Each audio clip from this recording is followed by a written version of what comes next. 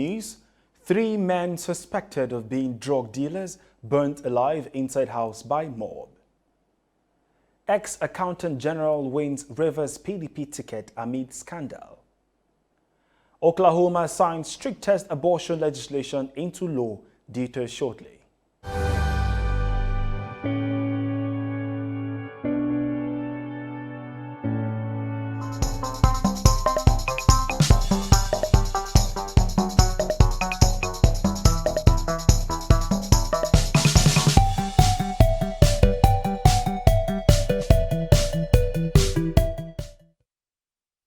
This is TOS Television, your digital first Pan-African news network. I am Merciful Ajinomo, and this is TOS News 360. We begin within Africa, where South African police have said that they are on high alert following an incident in which 3 men accused of being drug dealers were burnt alive inside a house by a mob. The victims were aged between 22 and 36, the police said. It was gathered that the community members followed the 3 men to their rented houses in Gamokopa section in Northwest Province and bombarded it with stones.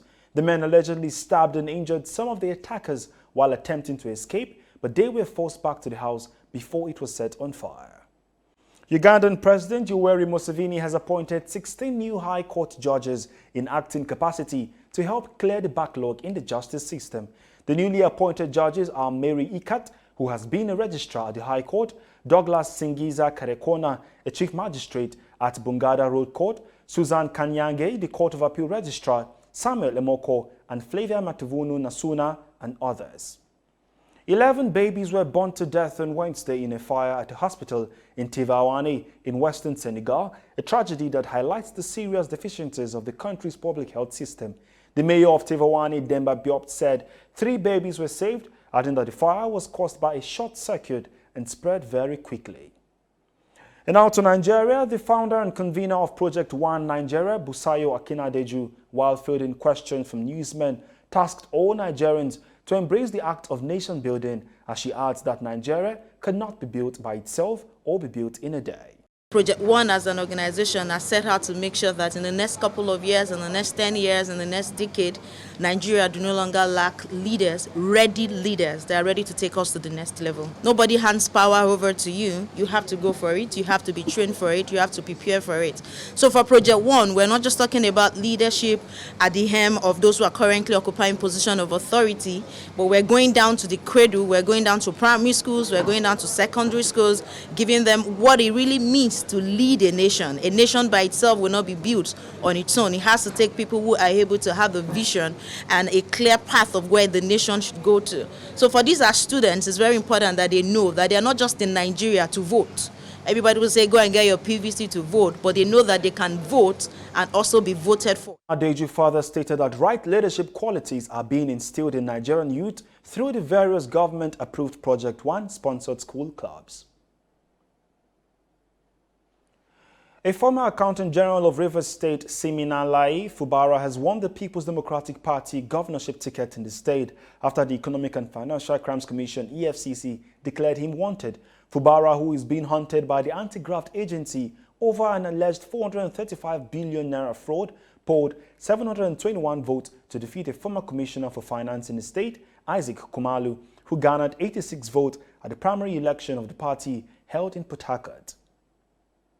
This is your digital first Pan-African news network, TOS Television, and you are watching TOS News 360. More national, global, and sports stories on return. Stay with us.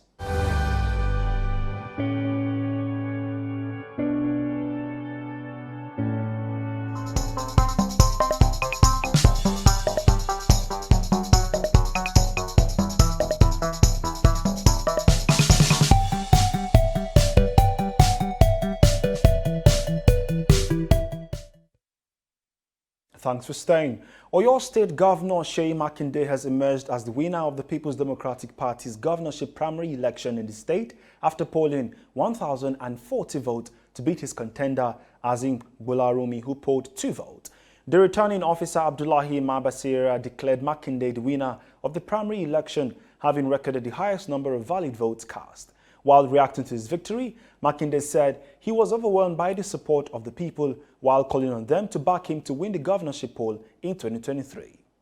On the global scene, the United Nations Special Envoy for Yemen, Hans Grunberg, has urged Yemen's warring parties to renew their 2-month nationwide truce, which is due to end on June 2nd. A Saudi-led coalition and the Iran-aligned rebel Houthi group agreed to a truce that started on April 2nd, coinciding with the beginning of the Muslim holy month of Ramadan and underscoring a significant step towards the end of Yemen's 7-year conflict. Oklahoma conservative governor has signed into law the most severe abortion restriction currently active in the United States. The law, passed by the state Republican-controlled legislature last week and signed into law on Wednesday by Governor Kevin Stitt, allows private citizens to sue abortion providers in almost all situations, allowing exceptions only to save the life of a pregnant woman or if the pregnancy is the result of rape or incest that has been reported to law enforcement. And talking sport, Jose Mourinho became the second manager to win 5 major European titles after Giovanni Trapattoni as AS Roma defeated Feyenoord 1-0 in the UEFA Conference League final Wednesday. The 59-year-old, who had previously won the Champions League, Europa League and the UEFA Cup, completed a unique European trophy haul as Roma beat Feyenoord 1-0 in Tirana to ensure he could add the inaugural Conference League to his collection. And that is TOS News 360 on your digital first Pan-African news network. For more updates, visit www.tostvnetwork.com. Do follow and like our social media handles on Facebook, Twitter and Instagram. And remember to subscribe on YouTube. Do stay with us and enjoy more programs on TOS Television Network. I am Merciful Ajinamo. Thanks for watching.